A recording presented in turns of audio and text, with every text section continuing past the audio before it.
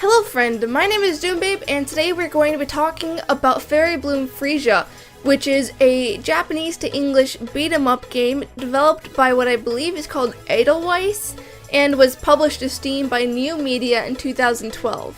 It follows the story of Lita, a fairy guardian that is tasked with guarding the forest from various enemies such as monsters and humans who are looking to steal the sacred stones that give the forest life. A group of those enemies is composed of humans that are working for the king that rules the land. But one of those humans is a scientist that somehow managed to construct his own fairy named Pluix so they can get the sacred stone that lies within the giant magical talking tree. To help you understand, Lita is essentially Link, Pluix is essentially Dark Link, Ganondorf is the king, and the giant talking tree is the Deku tree. I wish I had a bunch to say in terms of the story, but honestly there just wasn't anything there for me to comment on.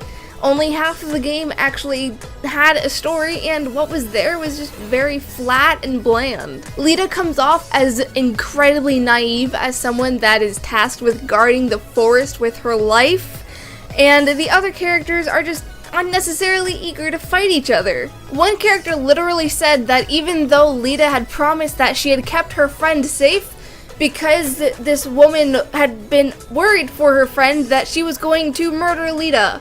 Like, it just doesn't make sense, and I don't understand what the writers were thinking. The only one that ever actually made sense was Pluix's fight scenes, because Pluix was specifically engineered to fight for the king, to be a weapon for the king who wanted the sacred stones for reasons that were never really covered. Anyways, there's just not much to talk about. I mean, it was a very bland and boring story where the writers didn't really seem to care all that much about their own game. I really tried to find good points, but the list that I had made with points that I wanted to cover only had complaints about the gameplay. To start out, when you buy the game, you're going to be asked if you want to run an update going from I think 1.11 to 1.12, and naturally you would say yes, right? If you click yes though, the game will crash, you can't play it, you can't go into Task Manager to force it to close, and it's still running somewhere in the weird space of your computer. So you actually have to shut down your computer in order to get the game to fully close so you can completely uninstall the game and then reinstall it through Steam, and remember to never click yes. That was my first impression of the game. My second impression was if you try to use a keyboard to play Fairy Bloom Freesia, you're going to have one hell of a time what buttons to push, because WASD are not used whatsoever, and instead a button is select Z. For some divine reason, the developers decided that select would not be enter or E like in most games, but instead it was going to be Z, and you can't use your mouse either. If you try to change the keybinds for this game, good luck, because the game only lets you change the keybinds for a controller.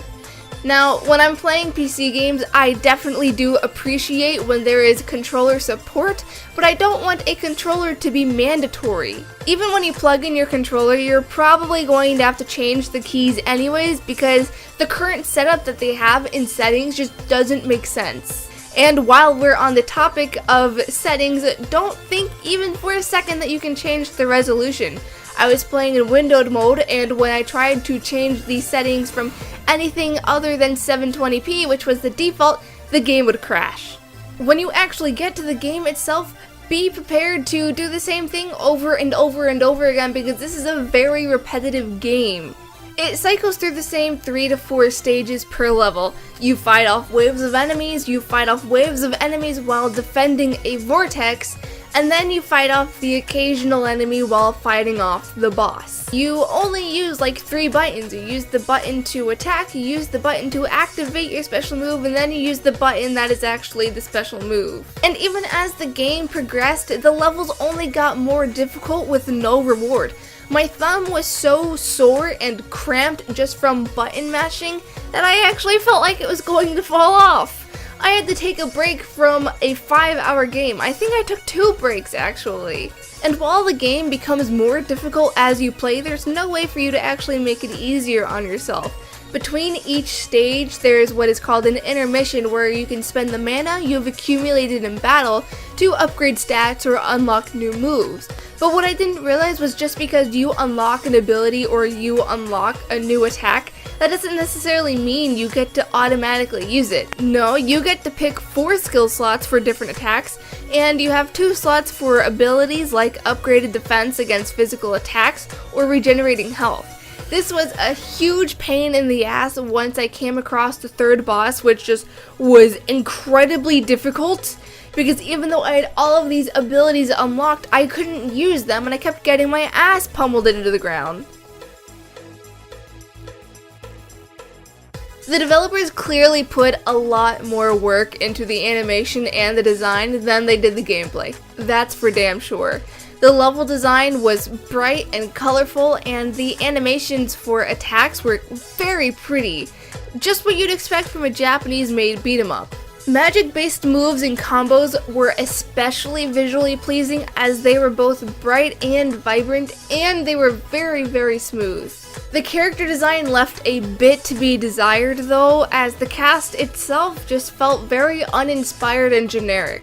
One thing that really bugged me was how the character sprites didn't look like they belonged with the rest of the game. While the levels and backgrounds were very sharp and clean, the character sprites in cutscenes had different textures that just looked completely out of place. I mean, you didn't really even need to look close at them to see that they had pixelated lines. I would have been okay with that if this were a free game, but it wasn't. I also noticed that whenever a person started talking, they would sort of flicker. And I don't know if that was intentional or not, but it kind of looked like either a sloppy transition or a game glitch. It doesn't help that you face the same enemies over and over again. As the game progresses, they'll add an enemy or 2, but for the most part, it's just wave after wave of the same shit that's just colored differently for that level. Also, how big are these people supposed to be? Because you see a fairy fighting little monsters under mushrooms and flowers, which is fine, but then the humans come in and they're all significantly shorter than the flowers in the grass. Like, are these super teeny tiny people, or is this some freakish forest where everything is monstrously huge? If you run the game in windowed mode, you can see a little frame rate counter that averaged out at about 59 to 60 frames a second. And that kinda leads me to believe that the developers were more interested in their frame rate than they actually were on the important parts of the game. All in all, this is a game that I definitely regret purchasing. Thankfully, I got it on sale on Steam for like $3 as opposed to the usual $10, so I'm not too butthurt over it. It frequently crashed, the setup was a disaster, the mechanics were all but useless, the story sucked, and the character design itself was just pfft. The only real praise I have for this game, other than the levels and the attacks being pretty, is the OST. Because holy crap, the soundtrack for this game was so good. But that's it, there are no other redeeming qualities for this game, and I wouldn't ever suggest this to anyone unless they were looking for a time waster that, and it was still like under $1. Maybe if it was under $1, I would suggest it to someone. Anyways, those are my thoughts on Fairy Bloom Freesia. Have you played it? Did you love being a green-haired fairy kicking the crap out of different monsters? Let me know in the comments below. Otherwise, happy on birthday, and I'll see you guys in the next video. Bye! On your profile, you can see who is following you and who you're following. You can like games, upload photos, join groups, and look through posts. You can also add different accounts to your profile, such as your Xbox Live and Steam profiles. That means other members